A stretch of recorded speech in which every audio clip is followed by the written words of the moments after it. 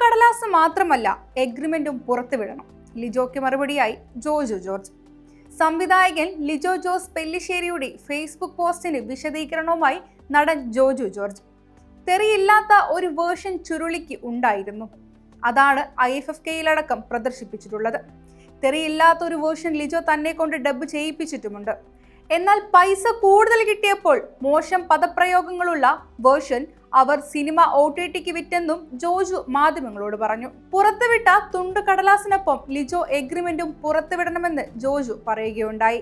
താൻ ലിജോയുടെ ശത്രുവല്ലെന്നും പൊറിഞ്ചുമറിയും ജോസ് കഴിഞ്ഞ് ലിജോ ജോസ് പെല്ലിശ്ശേരിയുടെ കൂടെ അഭിനയിക്കണമെന്നത് തന്റെ വലിയ ആഗ്രഹവുമായിരുന്നുവെന്നും ജോജു കൂട്ടിച്ചേർത്തു.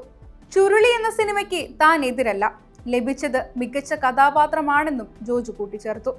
എന്നാൽ സിനിമയിലെ മോശം പദപ്രയോഗത്തിന്റെ പേരിൽ താൻ ട്രോൾ ചെയ്യപ്പെടുന്നുണ്ട്. മക്കൾ സ്കൂളിൽ പോകുമ്പോൾ ട്രോൾ പറഞ്ഞ് കളിയാക്കിയെന്നും ജോജു മാധ്യമങ്ങളോട് പ്രതികരിച്ചു. ഇന്ന് രാവിലെ ലിജോ പോസ്റ്റ് ഇട്ടിരുന്നു. അതിന് തൊട്ടു മുൻപ് വരെ ഒരാളും തന്നെ വിളിച്ചിട്ടില്ല. തനിക്കുണ്ടായ പ്രശ്നം എന്താണെന്ന് ചോദിച്ചിട്ടുമില്ല. ഫാമിലിയെ ബാധിച്ചതുകൊണ്ട് മാത്രമാണ് ഇന്റർവ്യൂവിൽ ഇക്കാര്യം പരാമർശിച്ചതെന്ന് ജോജു പറഞ്ഞു. തന്റെ തെറിവിളി വെച്ചാണ് ചുരുളി മാർക്കറ്റ് ചെയ്യപ്പെട്ടത്.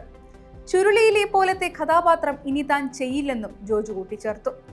സിനിമാ ചിത്രീകരണ വേളയിൽ തങ്ങൾ ആരും ജോജുവിനെ തെറ്റിദ്ധരിപ്പിച്ചിട്ടില്ലെന്നും ഒരവസരമുണ്ടായാൽ ഉറപ്പായും ചുരുളി തിയേറ്ററുകളിൽ റിലീസ് ചെയ്യുമെന്നാണ് ലിജോ ജോസ് പെല്ലിശ്ശേരി ഫേസ്ബുക്കിൽ കുറിച്ചത്.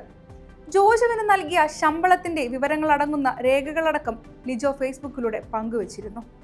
ചുരുളി സിനിമയുടെ തെറി പറയുന്ന വേർഷൻ റിലീസ് ചെയ്യുമ്പോൾ അറിയിച്ചില്ലെന്നും തെറി പറയുന്ന വേർഷൻ അവാർഡിന് മാത്രമേ അയക്കൂ എന്നായിരുന്നു തന്നോട് പറഞ്ഞിരുന്നെന്ന് ജോജു ജോർജ് വെളിപ്പെടുത്തിയിരുന്നു.